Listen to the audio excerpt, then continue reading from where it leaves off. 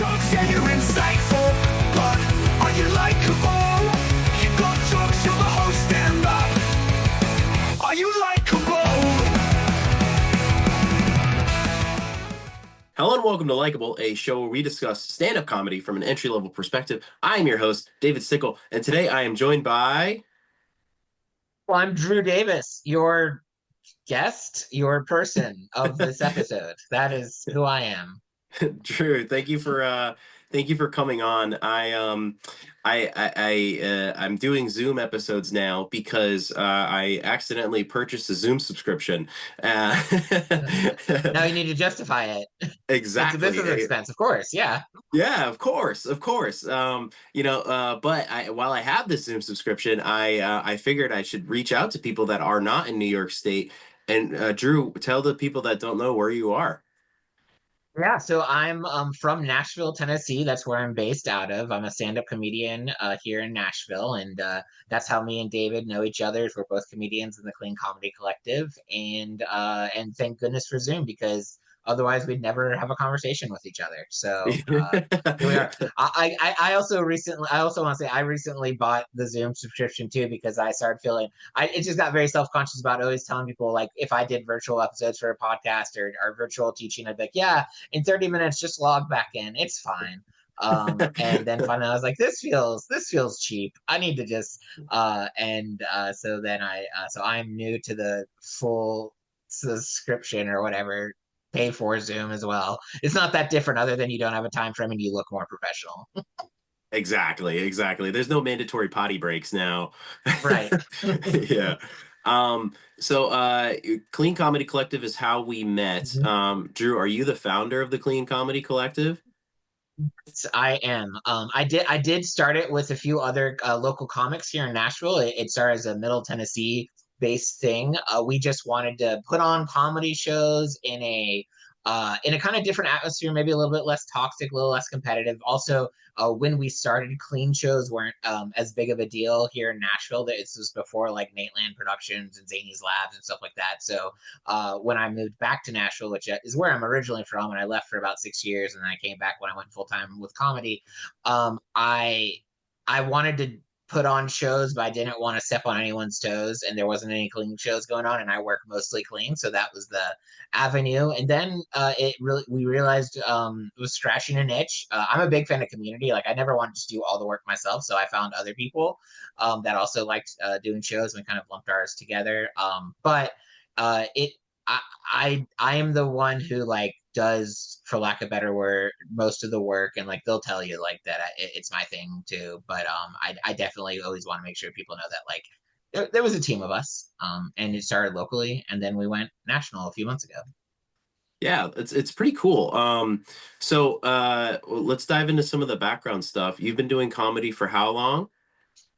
I have been, I think I've been doing comedy since 2012 to 2014-ish. Yeah, long Okay. enough where I should know better. But yeah, so I started, and I teach comedy lessons now, and I always tell people, when you start comedy, it has to be all about having fun and having a good time. And that's the root of comedy, is just enjoying yourself. And so for me, it started as a recreational hobby. It started as an outlet to meet people outside of where I was working. I was working at a church at the time, and I was just in a very like Christian bubble. And especially from a Christian perspective, it's like you get that the Great Commission, go and make disciples. And I was like, everyone I know is like fine. So comedy to me served as a great opportunity to kind of get out of my bubble a little bit, meet some different people, and then what ended up happening is it just really expanded my horizons a lot. And I found a craft I love, I found a community, and just a really cool experience. And so for most of my life,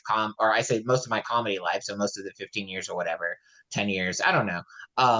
It's been a side hustle or a fun thing. And then over the past 3 years, it become like an actual job. So How did you make that transition? Because I mean, like a lot of from an entry level perspective, that seems so far away, right? Like I'm still working like 50 hours a week and trying to, or 40 hours a week, depends. If you ask my boss, it's 50. That's what we said here on this podcast for legal reasons. If you work 50 hours a week at least. Exactly. It's not 30. That's definitely not. For sure. So like that jump seems like it's so far away from me. How did you make the jump? And then what was the feeling going from having it be like a hobby to like your primary source of income? Right. So, and I always tell people when they're like considering it or talking about it, like, don't feel like you have to rush into going full-time comedy. There are so many pros and cons to both full-time and part-time, and it's really important to enjoy the space you're at. I think, 5, 10 years ago, I would have loved to be a full-time comedian, but I just honestly, my act wasn't good enough. And so the two things someone told me once that I find very valuable in this consideration is the question, when do you know it's time to go full time? Two of the considerations are, do you have a marketable act? Would people pay you for your act? And realistically, would you pay yourself for your act? Because I think, if I'm being honest, 5, 10 years ago, the answer would have been no. No, it's not a marketable act, even if I wanted it to be. That's the honest answer. And then the other question that's important to consideration is, are you turning down enough comedy work because of your day job? Because that's sometimes a hint that maybe it's time to like switch to part-time or leave the job entirely. And I was a youth pastor before I was a stand-up comedian, and having to be in town every Wednesday and Sunday absolutely impacted the opportunities I didn't take and stuff like that. And so around COVID, when it was lightening up, I was still doing a lot of my work virtually because that's what we had to do.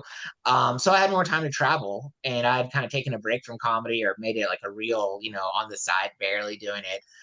And then when I got and I was kind of also in a season of transition myself. I was thinking maybe it was time for a different job. I was applying for some other places.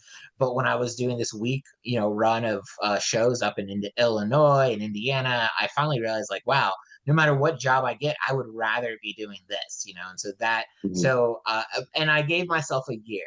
I said I gave myself a year of preparing, of planning, of asking advice when I do get to travel and do shows. And honestly, I talking to friends and family and be like, is this a good idea? And that kind of stuff. And that was really helpful for me, was to transition out of my full-time job and give myself like a year of just like putting it together and also saving money. Also, doing your best to, because there is a moment where you have to just decide, take a step of faith where you're just like, I have to leave security and go into the unknown a little bit.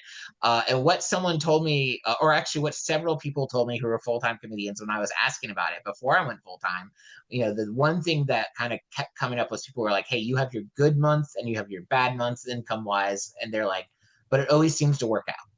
And over the past 3 years, I have seen that to be true. And it's one of those, you have to be okay. It's like starting a business and you're the product. You have to be okay with a year or two or more, I don't know, of not making a ton of money or making sacrifices to, and there's a lot of considerations. Like I would have never become a full-time comedian if I had a wife and kids. I think one of the gifts of being single is you're the only person you're paying for. So I was able to kind of make some sacrifices income wise, but I'll tell you, once I made that decision, once I moved back to Nashville, once I went full time, like it has been a blast. It's wonderful. It's a lot of fun. It's so rewarding. It's such a fun job, and it's like anything. You figure out the things of stand-up comedy that do feel like a job. For me, the hardest parts are I can't stand the social media, and having to be out there and try to get more followers and post content and figure out ways to stay relevant. I love watching social media as a consumer. I learned I don't much love putting all the stuff out there, but I've learned it's important to grow your brand. Um, Obviously, sometimes you make less money, and that's just part of it. No one gets into comedy because like, man, I'm going to be rich, and that's Mhm. okay. And then the two things that also I think people should consider is the mental health associated with entertainment and creativity type jobs. You are literally like you spend hours and hours and hours a week focusing on yourself because you're the product. And sometimes that can be very bad for your mental health. And you're always wanting to compare yourself to other comedians and the opportunities they're getting that you're not getting, and wondering if everyone likes you, wondering if, there's so many questions. And so and the trick is to have a life outside of comedy. That's the trick, is to have friends and family and people and things that you do, so that, because, like I said, some months are amazing in comedy and some months are a little harder. So having something else to do during those other months is really important too. So I don't know if that answered your question. That was a lot. Yeah. That was like a No, that shotgun was a blast. great answer. You covered a lot of bases there. The mental health thing is very interesting. I was just talking to a comedian yesterday, actually, and I was saying, like, because I had two like awesome shows this past weekend, right? I did a festival and a don't tell in the same day, right? And it was really Yeah. cool. And my ego was like so high, right? And then like the thing is like when you watch your tape back. And I, I have to tell myself, oh, the microphones are really bad, but you just don't. Yeah, yeah.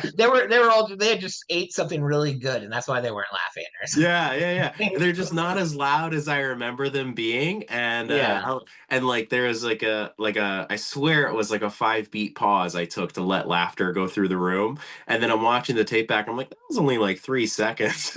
Like this is terrible.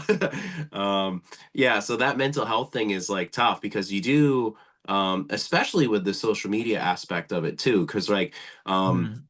you want to put clips out there. You don't want to burn jokes, but you feel like pressure to put something out there. And then it's Mhm. like hard because I'm a numbers oriented person. So like it's hard for me to like look at followers and see that I'm not at like 10,000 or whatever. I'm not even at 2,000. And it's like, oh man, like I'm not even there, but I want to get notoriety. But it's like, I actually don't want people to see my stuff right now. Anyways, I'm only a year and a half in, Yeah. so it is weird. But something you're doing that's smart is like this podcast. Like this is content. And it's not content that involves your jokes. This is Hmm. you can develop an audience with your Likable podcast, and then they can be like, what, let me go check out his stand up, and then they'll go and they already find you quote unquote likable. That was is that word. We're gonna see how many times they can say it in this podcast episode. And so they already go in with a good frame of reference for when they listen to. And something someone told me recently that is so important, that I'm kind of kicking myself that I didn't think about earlier. But we need to stop talking about the algorithm and like, we got to do this because the algorithm likes it. We got to do this, because that's how you Hmm. get numbers for the algorithm. And he said, substitute every time you talk about it, substitute the word algorithm with audience. And it's so important because it reminds you of the people behind the views and the numbers and stuff like that. Right. And as you generate, as you create, as you do your thing, you are building your audience. And every plus one matters. Hmm. So if you only get like 400 views on a reel, like that's 400 pairs of eyes. Picture that in a room. Like, goodness, if that was your don't tell room that you performed at, last weekend, it would be amazing. Yeah. And it's a reminder to me that yeah, we want all those numbers. We want to go from 20 followers to 2,000 followers to 20,000. But first of all those people with all those huge numbers, they started at low numbers. They started somewhere too. So it's like, we all have our origin stories. But secondly, like, it's so important to remember that as creatives, our job isn't to just get all the people to notice us and get the biggest numbers. Our job is to do something meaningful that connects to somebody else. And it doesn't matter if you have 400 followers or if you have 4 billion. If what you're doing is connecting to those 400 people, it's making just as much of a difference as if you were connecting to 4 billion or whatever. And I think it's important to remember, because there's no guarantee. And for anyone doing social media, there's no guarantee that you'll blow up. There's not a this is how to do it and then it will absolutely work. It works if it works, and it doesn't if it doesn't. But if you always remember the individual person you're connecting with, then suddenly, even if your video is only getting 200, you're proud because you're like, I put out this video and it's connecting with someone.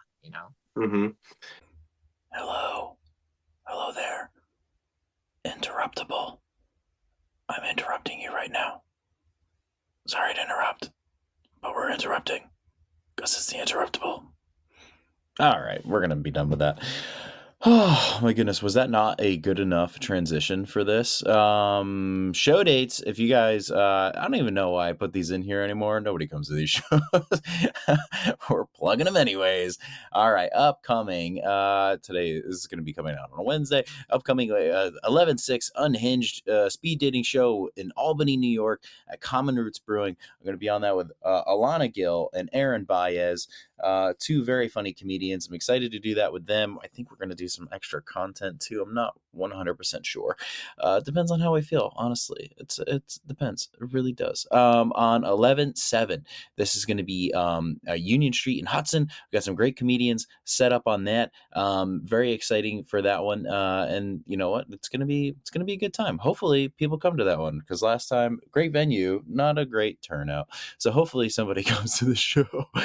On 11/8, Don't Tell Comedy in Highland, New York. I can say that much.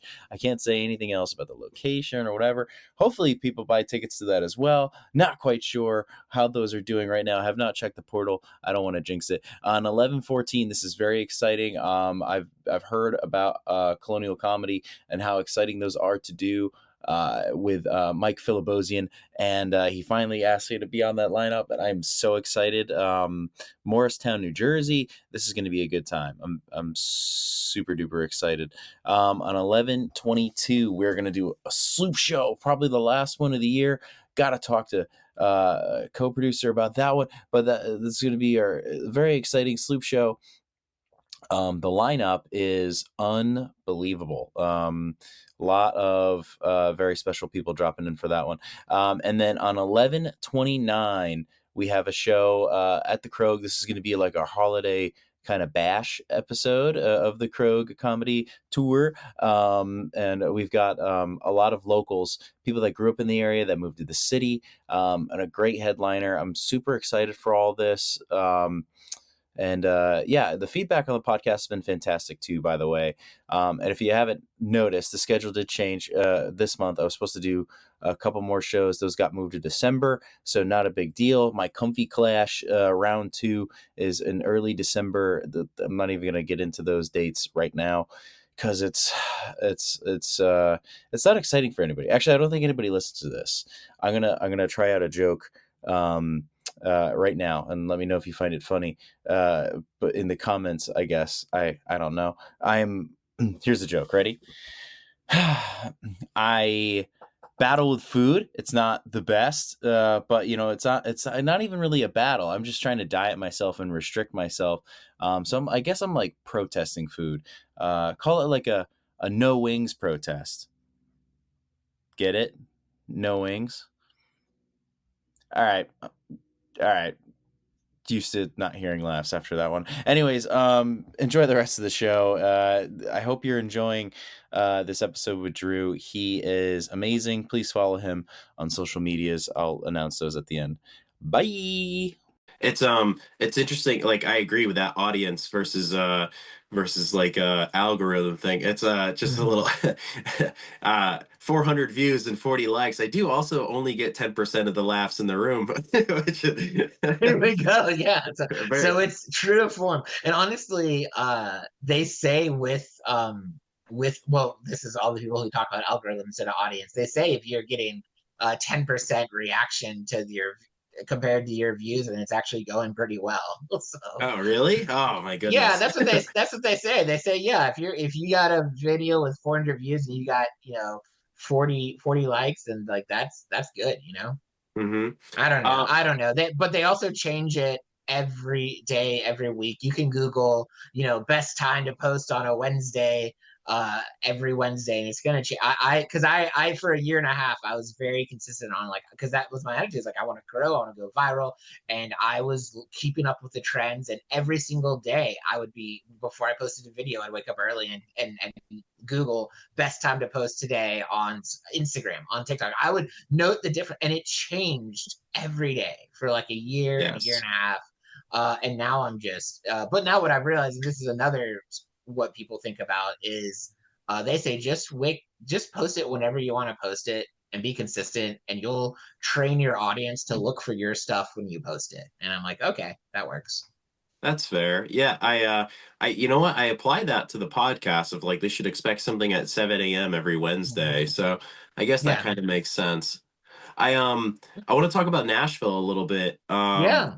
So that is I mean you mentioned that Nate Bargatze is down there. I think I know Fiona from Kiltony is down there and Yep. she's blowing up. I mean she was a comedian a lot longer than Huge. Kiltony, Yeah. but Yeah, and then but really it's been interesting to watch the massive just explosion of her. It's wonderful. She's delightful. Also a fun game to play is to whenever you see a reel or picture from her stuff, is what are the creepy dudes in her comment section saying? There's oh some of the most yeah. disgusting dudes that keep up with Fiona. I But don't envy she's female comedians for that aspect because the yeah, comment sections yeah. are so different.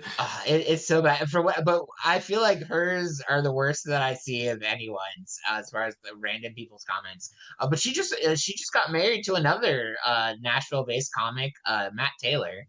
They literally like I just was seeing posts about it this week, and I think it was like this weekend that they got married. So that's kind of cool. Do you do you like bump into them at like Zanies? Do you perform at Zanies? I do Zanies a little bit. I'll be honest, I don't. Zanies isn't a spot where I regular a lot. I think, and it's nothing personal. I just think when you develop in comedy, like you start finding your lane pretty quickly, and it's not hard to find the you shoot all of your shots, and the one that you make that starts becoming your lane. So Mhm. I have gotten some work over the years at Zanies. I've done some cool shows there, but I honestly I have other rooms that I perform at, and so I always like to I kind of use myself as an example because when I first started comedy, and for easily like 8 years, my attitude was you're not a real comedian unless you're a Zanies comic in Nashville, Mhm. and it gave me a lot of self-esteem issues because I wasn't getting booked a ton by there. And not too long ago, I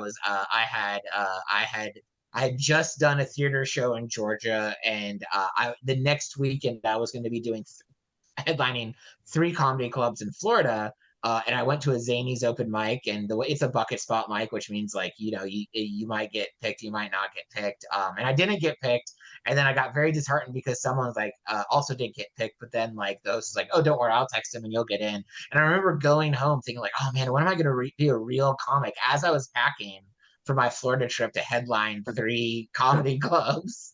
And that was like a little come to Jesus meeting with myself where I was like, okay, this is ridiculous. That's not my lane, but I'm finding other stuff. And so, they do have great shows. A lot of my friends perform at Zanies, and I do. I mean, I got into comedy because I went to comedy shows at Zanies, and my Mhm. go-to food combo for their 2 item minimum, if you ever go there, in the main room, is pretzel bites and a Dr Pepper. That's what it is. I love the Rex. Yeah. I think So from a New York perspective, that's probably got to be similar to being from the Hudson Valley like I am, and then moving mhm. to New York and then getting into like Comedy Cellar, probably, right? Yeah, absolutely. Yeah, well, here's the hard part about comedy is if you do it long enough, it's there's never going to be a question of whether you're funny or not. You are funny. You're good. You're hustling. You're doing all the right things, and then you're in a room with your peers who you probably have known for years because you guys have grown up together in comedy, or you met each other at festivals. You've been doing it just as long, and at the end of the day, there might be like 5 of you going for the same amazing opportunity, whether it's Zanies or the Comedy Cellar or a cool festival or a TV credit or something like that. And at the end of the day, every single one of you are hilarious, and you can all do the right things and enter your submission video.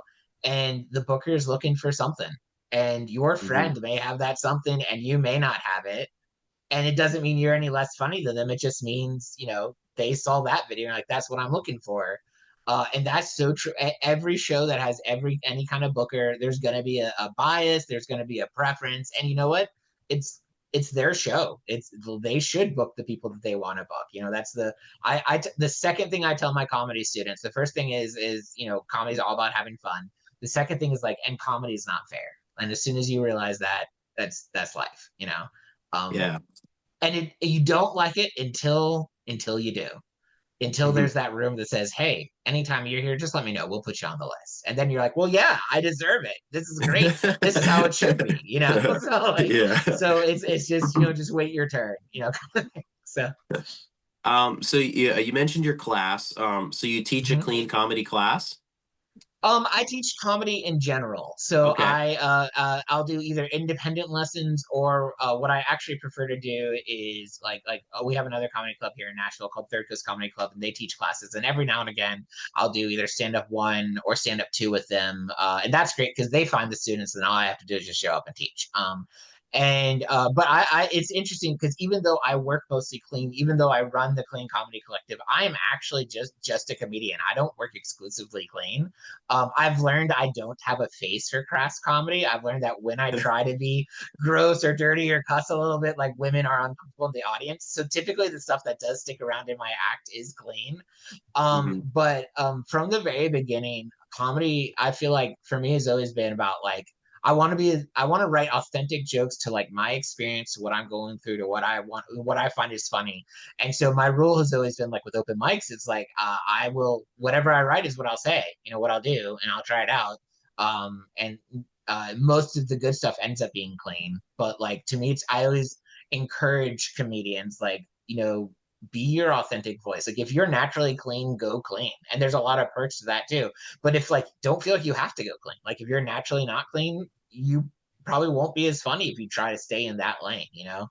My big thing is I don't like to be offensive with my comedy. I don't like to punch down. I don't like to make people feel less than. I don't like to make fun of certain people groups. Now, if you hear a joke and take it the wrong way and are offended by it, that's not on me. But like, I don't want people to leave my shows feeling less than. And that's my big thing. My friend calls it kind comedy, is what he calls it instead of clean. So I am not a jerk on stage, is what I try to be.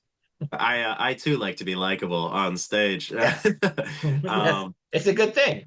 yeah, yeah. I took up the name just because that was like the first feedback I got in comedy was that like, hey man, we're gonna put you on first because you're very likable. It's a great way to Yeah. start the show.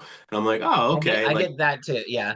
yeah, I get that too. And it's funny because as I was talking about my style and how I look, I was like, I feel like David can relate to this a lot. He probably has that same kind of vibe, you know? yeah, yeah. Um, and I'll tell you, never get frustrated. It's going to be hard, but never get frustrated the fact that people feel like comfortable putting you first. The more you do comedy, the more you're like, oh, but you should put me in last because I'm hilarious, you know, and I should headline or whatever.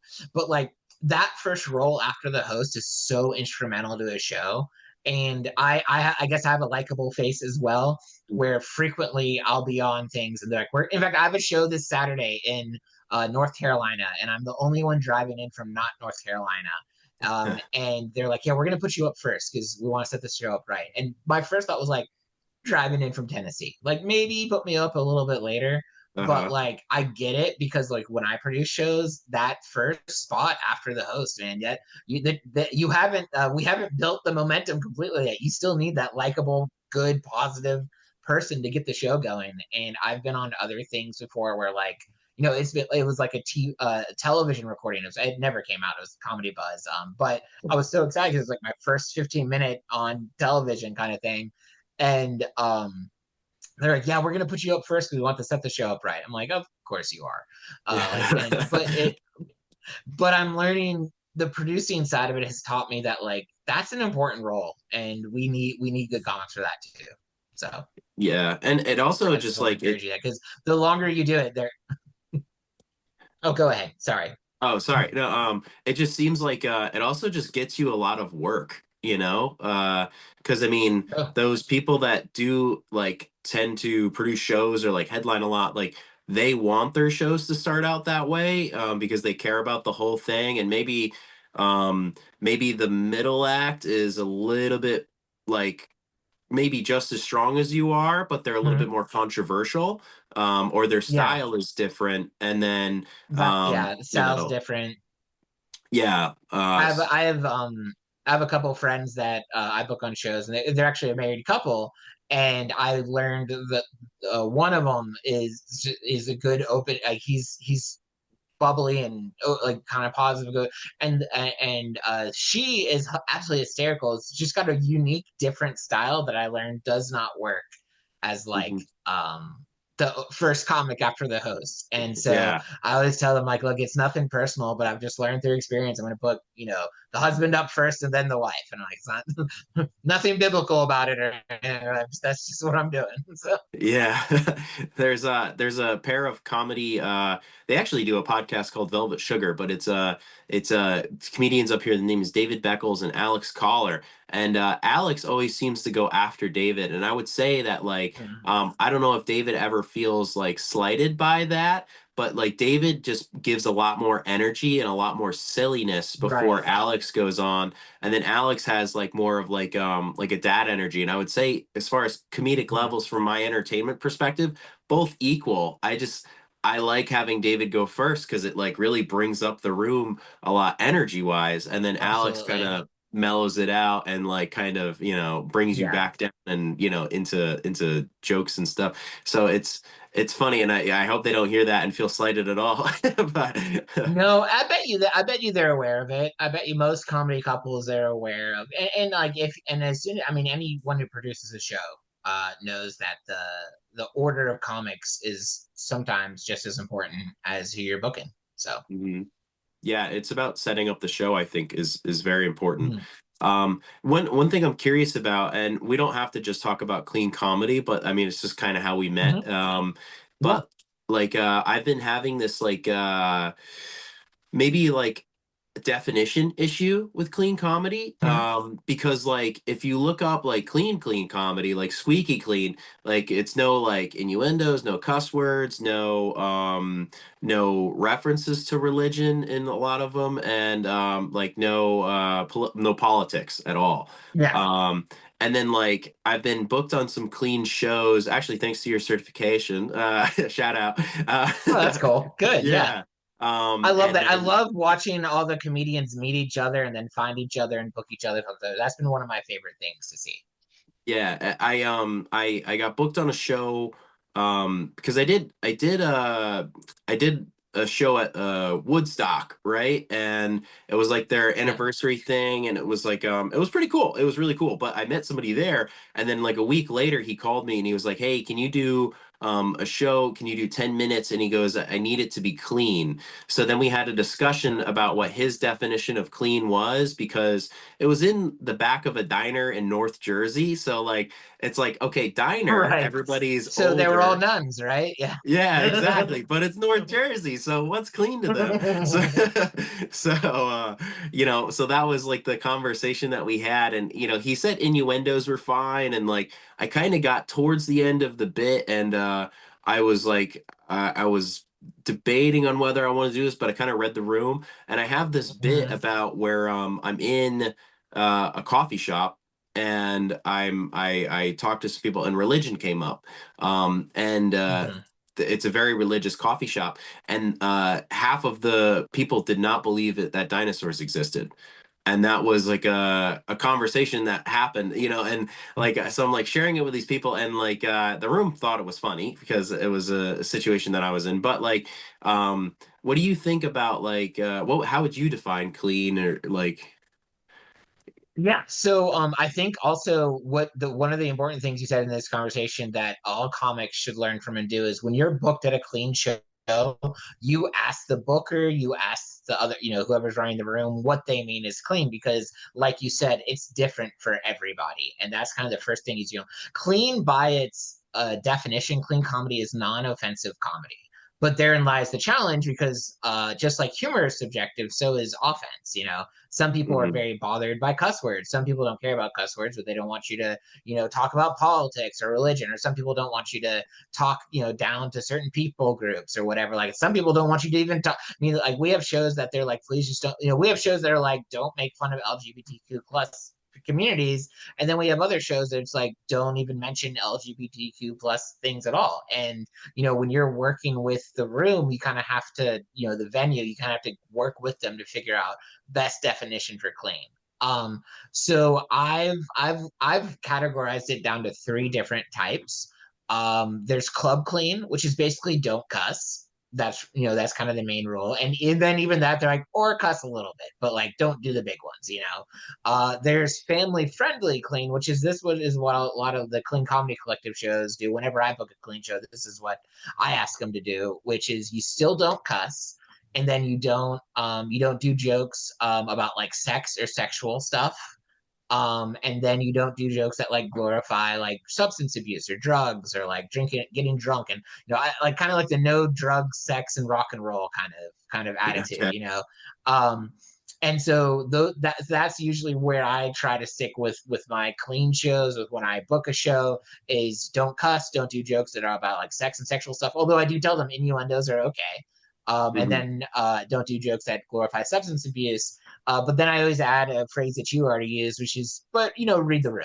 Like you can tell with rooms. And if not, it's a learning moment. I've been plenty of times over the years where I've been in a clean show and I did a new joke and it was answered with silence. I was like, okay, so that's not a good joke for a clean room. Got it. Won't do it in a similar room, And then the last kind of clean that you'll find is what people call either squeaky clean or they'll call church clean, like when you work at a church. And they don't even want like hints of dirtiness in it. Right, like they like no innuendos, no sex or sexual jokes, no cussing, no drug jokes. Like don't even like the people in those rooms are wanting to kind of live in a world where like sex doesn't exist, live in a world where drugs doesn't exist, live in a world where offensiveness in general doesn't exist. And even though sometimes I'm like, those are less fun rooms to tell jokes, I appreciate the dilemma because if you go do a church show, you're asking a lot from your audience. Your audience is sitting next to people that they're wondering, does that person think I'm holy? Is that my pastor's over there? What's he gonna think if I laugh at this joke or whatever? And then they look over to the pastor's laughing the loudest or whatever. But like, so like that's that squeaky clean version. That's like the most clean. But honestly, so sometimes those are really solid gigs to get. So I think, and I always tell people, even if you don't want to be a clean comedian, you should get at least 10 to 15 minutes of solid, at least family friendly, clean material, because that's a great way to get into hosting gigs. Because a lot of clubs, a lot of venues, they want their hosts to work clean because they kind of leave the general idea is when you're doing a comedy club show, like the host is the cleanest. And then like the headliner can do the most crowd work and be as dirty as they want. The feature's kind of in the middle of it all. But like that, at least for me, that's how I got a lot of my starting work in comedy clubs, which then led to me working with headliners and traveling with them and stuff like that, because I met them at the comedy clubs I hosted. But people knew I was a reliable, safe host with clean material. And so I would tell people, like, if you want to do the comedy club route, that is a way to do it, is work clean and get booked as a host. Yeah, I do a lot of hosting at our local comedy club, Laugh It Up in Poughkeepsie, and we've been lucky enough to have some great headliners up there.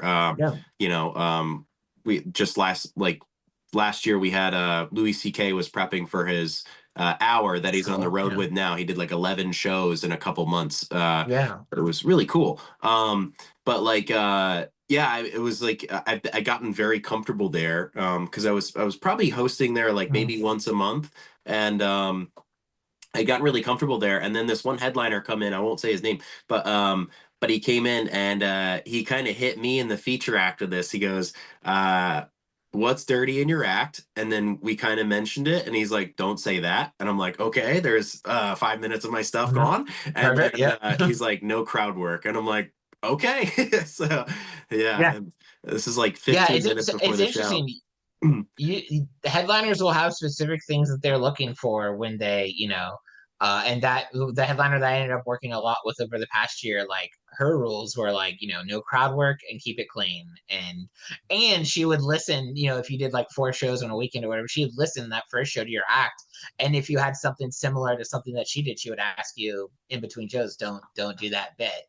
I haven't come up with a lot of things that I don't want the headliners to do or the hosts or features to do yet much. My big thing is like, I want the host to do their time when they're doing their host set, and don't do time in between the next act and the special. Because like I hate and I always told myself, because I hosted for a while at a lot of C-list clubs where I had to deal with a lot of high maintenance headliners, and so I just told myself I was never going to be a high maintenance headliner.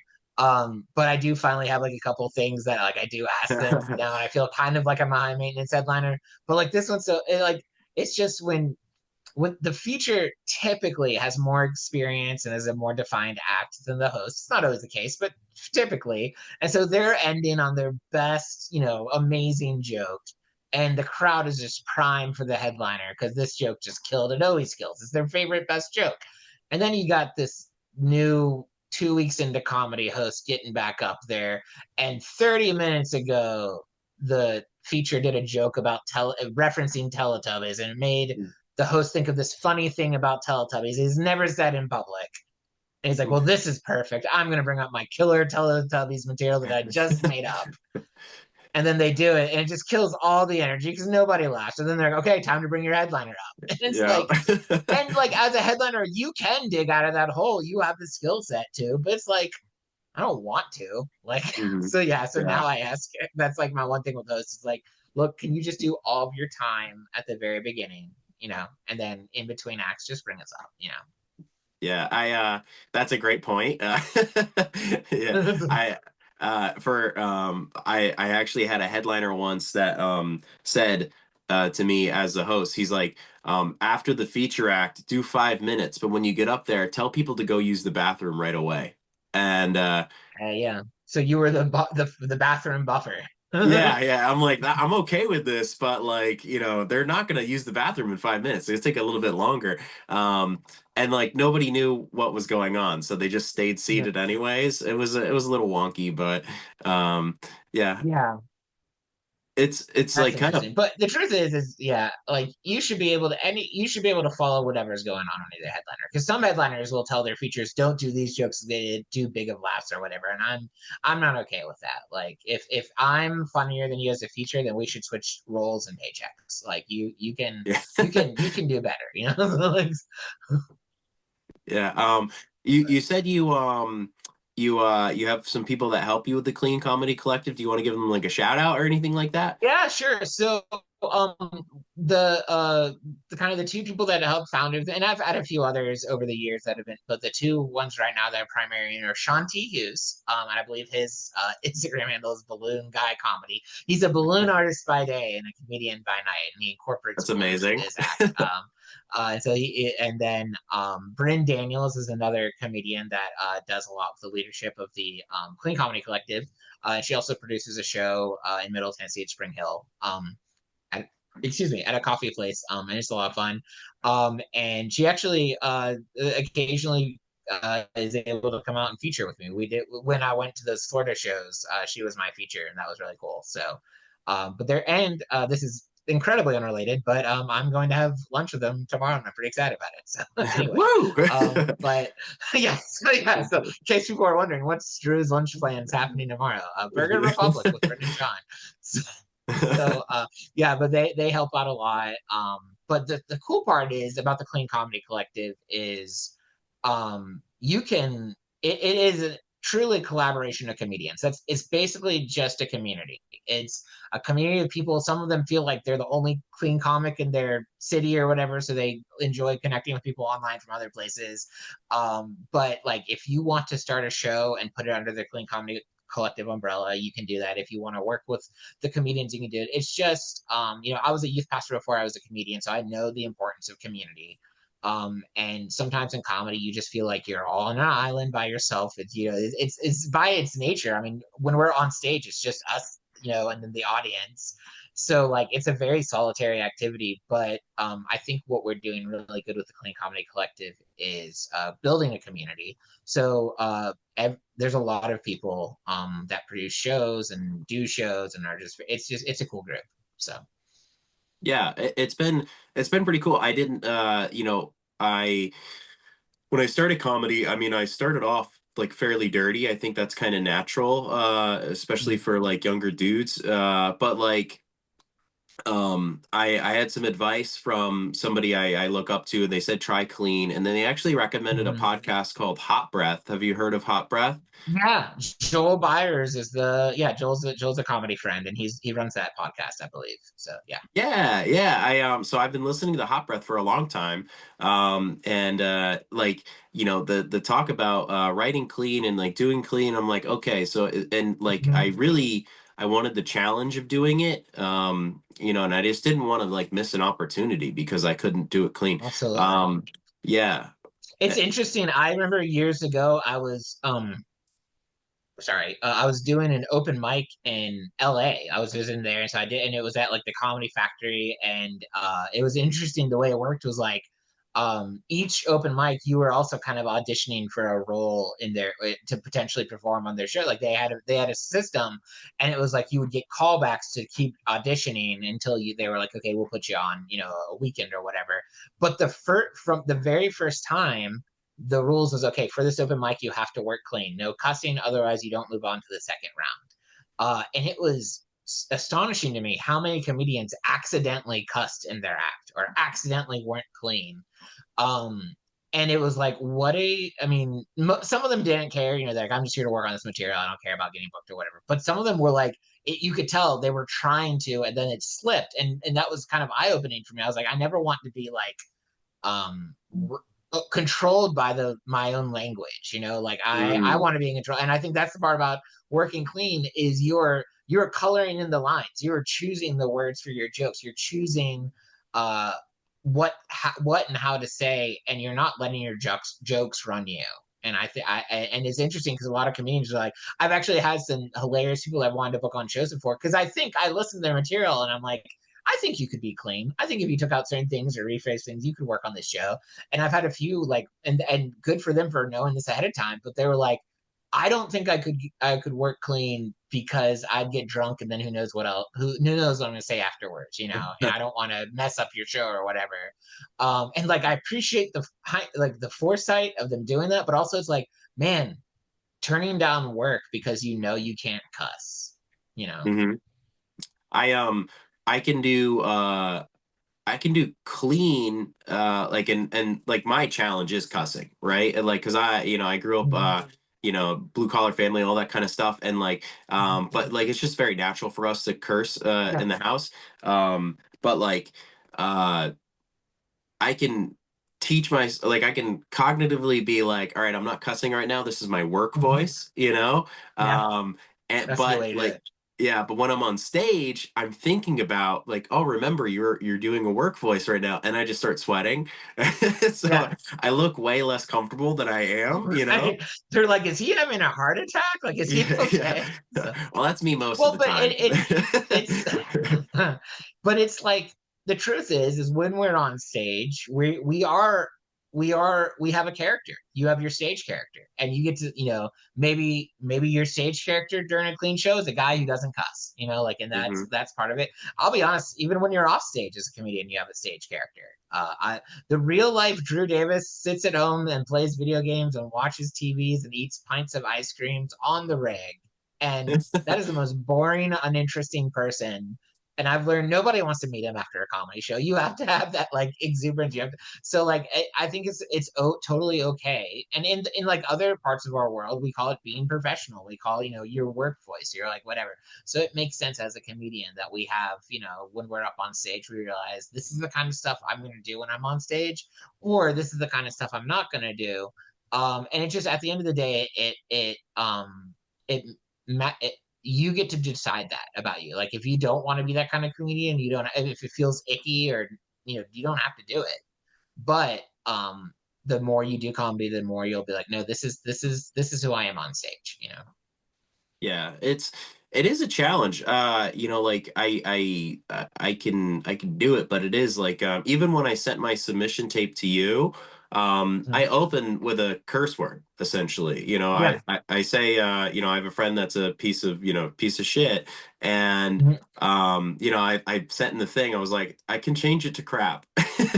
Yeah, what's so funny? I remember your submission tape, and I remember because and I remember really liking your stuff and liking your because and when I look at it, it's interesting. I hope other comedy bookers and people that run groups does this, but like I tell people all the time, like the submission tape is part of what I look at, but it's not the whole thing. Like I really, I'm listening for laughs. I'm listening for like, obviously if it's not, it's got to be clean. Like one cuss word, you can look like once for me, like once I get to 3 cuss words or depending on the content of the joke, that's when I feel like, okay, this tape isn't going anywhere. But like I also look for, the professionalism of the comedian. Like, are they working? What are they doing? Like I'll check their social media, I'll check their website, I'll see what they have going on.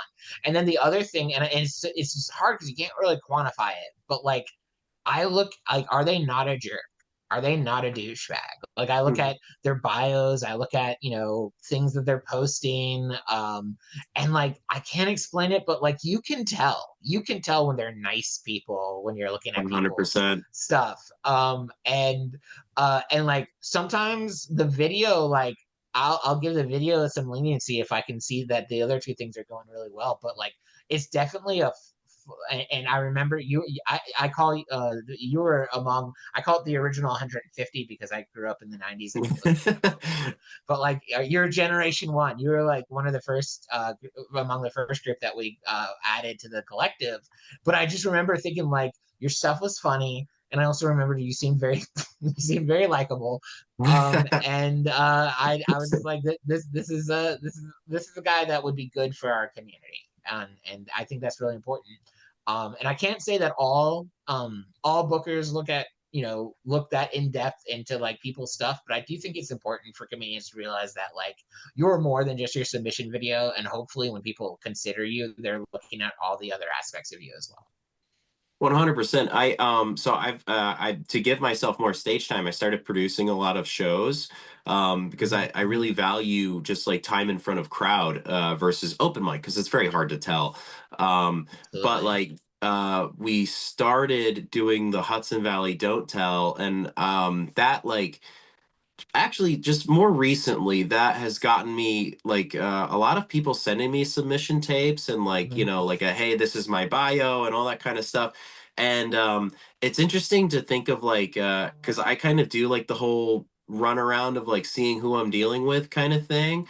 And I definitely go into what kind of reels they're making, because their set might be very good and I'll watch their set for sure. And like sometimes if I get a weird vibe from their set, based off of like how they interact with the crowd or like so, and I'm not experienced enough to be like the final judge of this, so I do send it to the other producers. Yeah, that's smart. That's wonderful that you have a group to work with. I think that makes it a lot Yeah, easier. it's important. It's funny though. So you check out their reels for like I usually like I it's a pet peeve of mine when someone says here's my 1 minute clip, or here's my 30-second, here's a few 30-second reels. I got to see the whole set. I got to see. Oh, and I hate to say it, but when people are like, yeah, I was on Kill Tony, here's my minute. That's why you should book me for your 20-minute spot. I'm like, this isn't an option for me to. Well, that's probably more common down south actually, because it's a hike for us to get to Austin, but Yeah. but like I look at their like man on the street stuff, or when they're walking down the street and talking at their phone and using that for content, Yeah.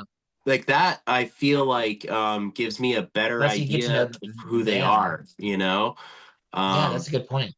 yeah, so I mean that's kind of what I look for on their like reels and stuff like that. But also just like if you're gonna message me and ask me to put you on a show, but you don't follow me, like you know what I mean? Like I also think that's a Yeah. weird thing. That's like a courtesy Yeah. thing.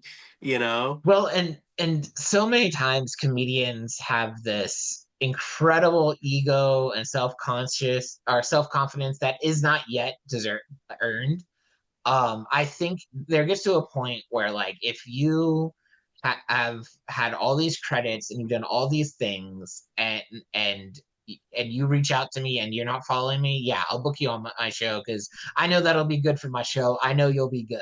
But when you've done 3 open mics and you're telling me, yeah, I don't record my set because I'm trying to protect my hour, or like, yeah, I'm gonna need you to pay me 10% of the ticket sales, because I'm like, dude, you're an open mic comic. Like I'm like we comedy is part of it is having delusion to continuing to keep doing it, you have to be a little delusional to be like, this isn't going so bad. That's a Mike Birbiglia thing he says in his podcast, is like, you have to be like, yeah, this is fine. But also part of it's objectivity. Part of it is being like, oh, here's where I need to get better. Here's where I'm at in the food chain. Here, and so a lot of comedians have the ego before they have the act.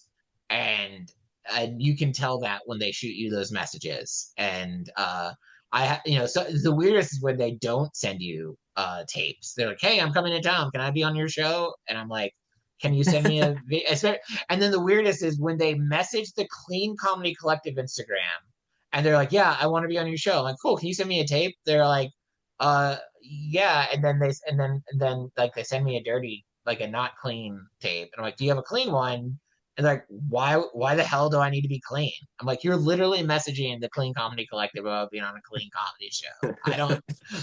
I don't know what to tell you. Yeah.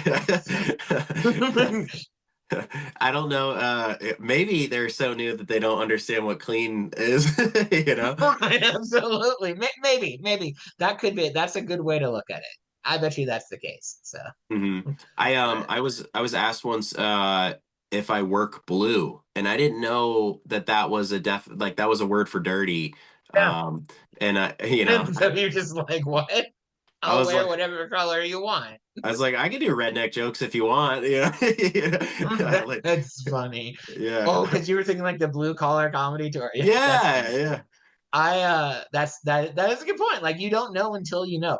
And now that we say that out loud, I remember the very first time I ever did an open mic. I was in Lexington, Kentucky, and I signed up for their comedy club there, open mic. And so they send you the rules ahead of time. And I'd never done comedy ever. And also, like, I was a 23, 24-year-old youth pastor, and I'm pretty sheltered. And so they told you, 5 minutes, and then you get the light. And then the other things that interrupt too, is like, you can't use the N-word or the C-word. I remember thinking, like, well, I know what the N-word is.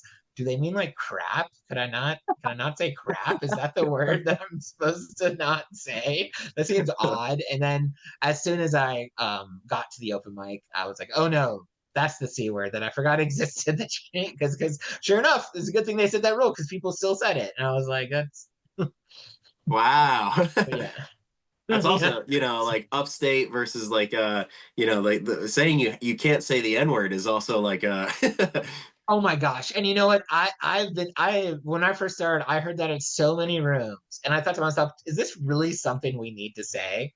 And to quote Southern people, boy howdy, have I heard from black comics or white comics? Okay. So I mean, from white comics. Black comics can say it, and you especially get like Memphis or whatever, like you'll hear it a lot. But like, no, it's from white comics. And you're like, wow, why would you say that out loud? And sure enough, the most awkward was one time. I was in a room, and thank God that like people knew me in that room, so it wasn't like my first time there. But so it was in West Tennessee. The room was in Memphis, Tennessee. And it was a predominantly all black room. And then like comics from like Arkansas or nearby came by that were all black as well.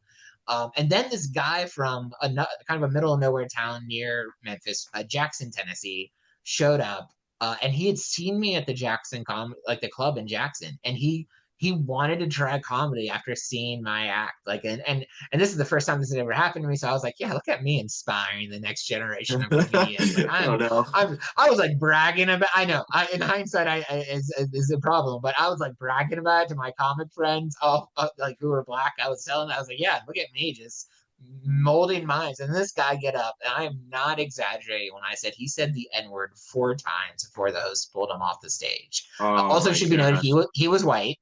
And he gets off the stage, and he's like trembling, because you could just, the anger in the room was palpable. And then he sits down next to me, and he's like, I just don't understand what went wrong. And I'm just like, why is this on me? And like I said, like, I'm not gonna explain racism to like a guy who's probably 5-10 years older than me. But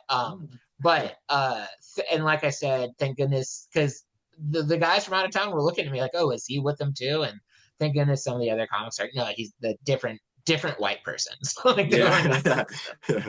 but, There are different groups of whites. So yeah, yeah, yeah. so yeah, so but It's I will never forget that.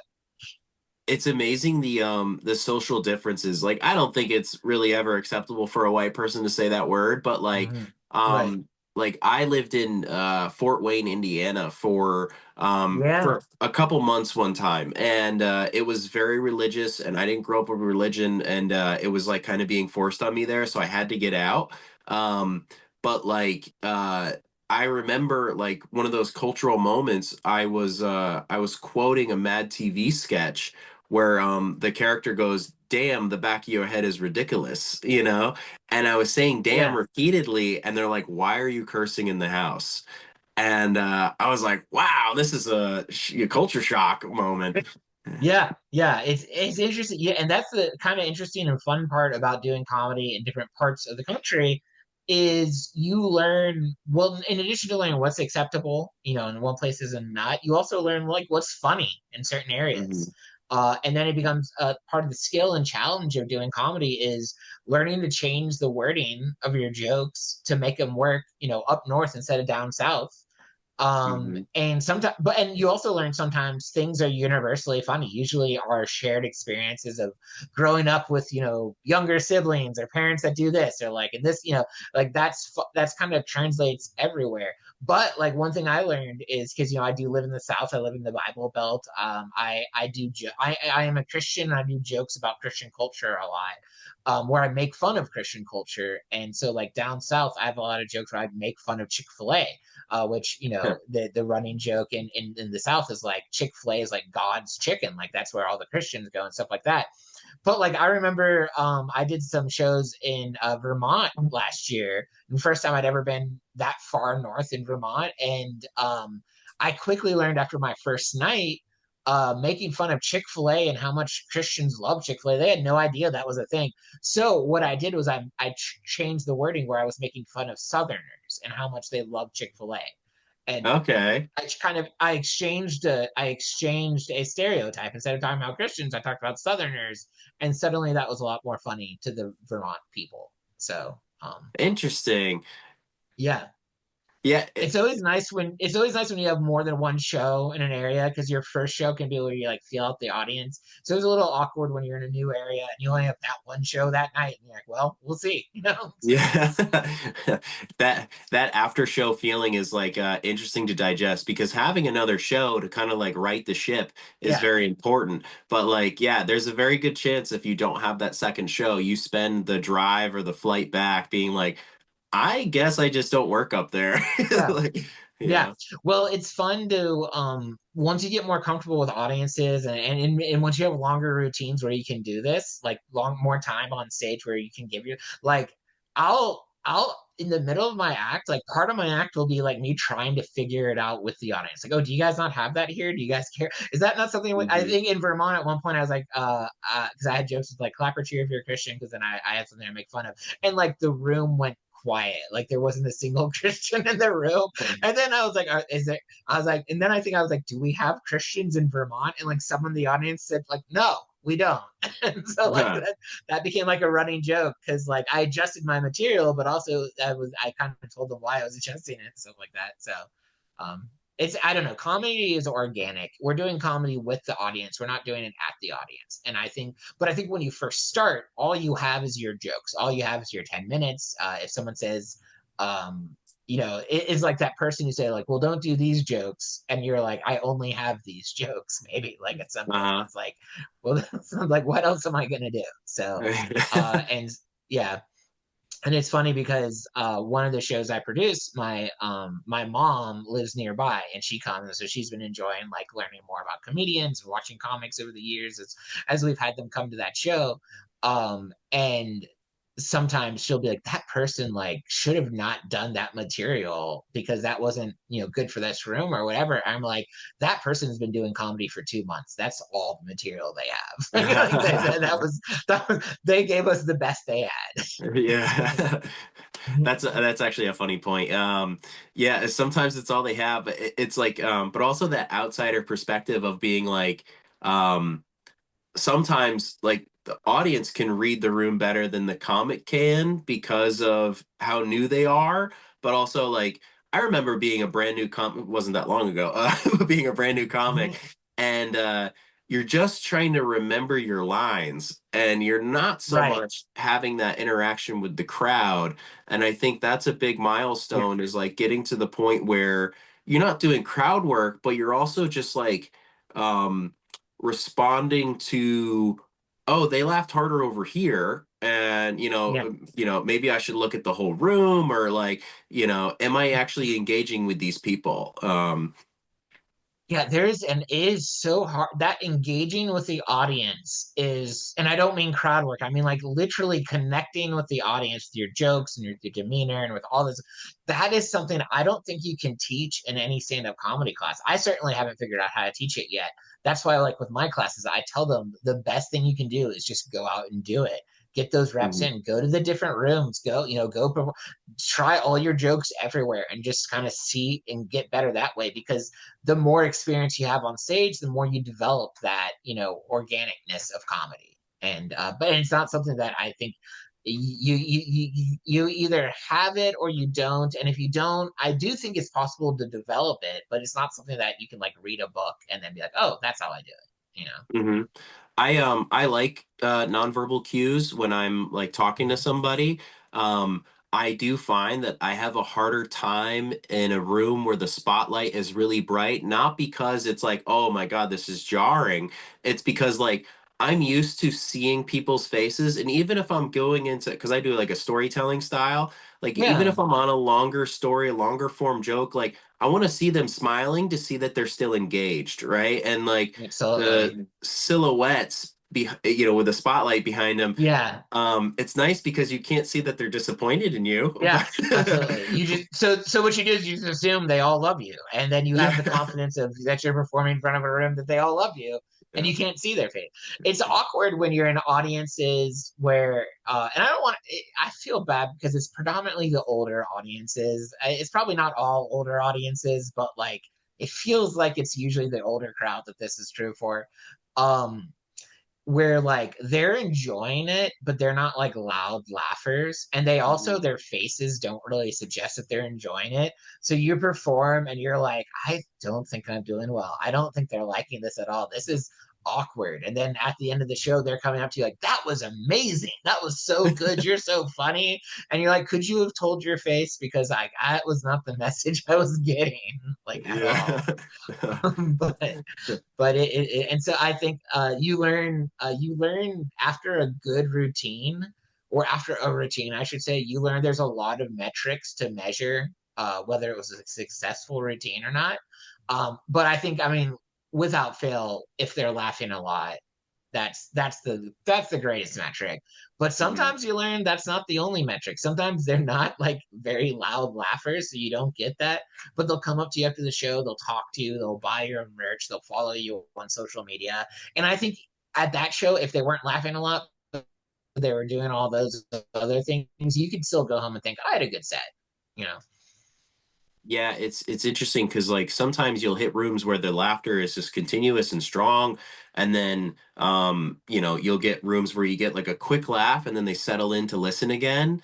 Or Hmm. they're just smiling the whole Yeah. time, and then there's like your bar show where they're just like Yeah. they're caring about their conversation and you're just doing comedy over there, you Oh know. yeah. And they're listening to it and enjoying it, but they're more so chatting with their buddies because they decide to meet there after work to hang out, not to listen to you. But Mhm. it's interesting because after those shows, they might still turn around like, "Hey, man, you had a good set." Like it's like really good. I didn't feel like you were listening. Yeah. But I yeah, heard 30 seconds and you were great for that 30 seconds. yeah, loved that 30 seconds. I've learned with those bar shows, the trick is you dial in to like the people in the front row that actually came to listen. You usually have like a few tables at the very, and those become your best friends, and you perform to them confidently, loudly. You're watching their good reactions, just giving you energy to keep going. And then before you know it, the people in the back are also like listening, they're getting into it. I did a show in Macon, Georgia once. It was at a arcade bar. It was so it was your standard dive bar feeling, but with a whole arcade in the back and all the noise that comes with that. And Mhm. and when I had to do like 45 minutes, and I was like, this is gonna be the longest 45 minutes of my life. But when I got up there, I noticed there was a few tables at the beginning in the front that were like really into it. And so those became like my audience. Like I really was trying to entertain them. But that was going so well that before I knew it, it still was loud as all get out in the back. But people were like leaving the games to stand and like listen and stuff like that. And I kind of noticed them towards the end of my set, but I didn't really notice them for a lot. But yeah, so it's just you learn little things like that. The awkward part about bombing in an arcade bar is if it's quiet enough, you can hear finish him in the background. Absolutely, yeah. Game over. You're like, I know. Drew, I'm gonna let you go Yeah.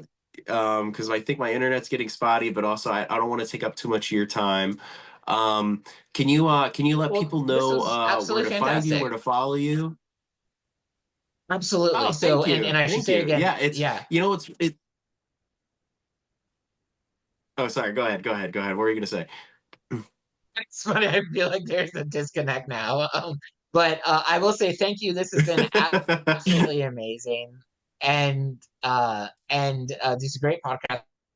I love what you're doing. Love that you're part of the Clean Comedy Collective. Where people can follow me, Drew Davis Comedy on your favorite social media. My favorite's Instagram. DrewDavis.com, excuse me, DrewDavisComedy.com is where you can see all my shows and find some videos. I'm on YouTube. I'm on everything. When you go follow me, you'll see that I have a podcast. You'll also see links to the Clean Comedy Collective. Just check out all that stuff. And if you're a comedian that works clean, consider sending us an application. We'd love to add you to our network. And yeah, that's basically it. So Awesome. Thank you for coming on. This is like our first time like officially meeting, so not even officially meeting, but yeah, virtually. And yeah, man, this yeah. is a really cool conversation. I appreciate you. Thank you for having me, and I love what you're doing, and look forward to connecting more, and maybe even doing a show in IRL at the same time in the same place next to each other. IRL, not URL. Yes, that's right. So All right. Likable was filmed and recorded with Radio Free Rhinecliff. Thank you to Jen Hammoud and Matthew Rosenberg, our producers. And thank you to the Epicurean, which hosts us for each and every episode, unless we're on Zoom. So come in and stop and shop and catch us on the air. Likable is a comedy-based podcast where experts in absolutely nothing. It should not be taken seriously. Consider this your daily dose of questionable wisdom and guaranteed hilarity. We hope. Proceed with caution and a healthy dose of skepticism. Drew Davis, thank you so much. so much. You have a great rest of the day. Oh, you too. I'm going to stop recording. Yeah, you got jokes, yeah, you're insightful.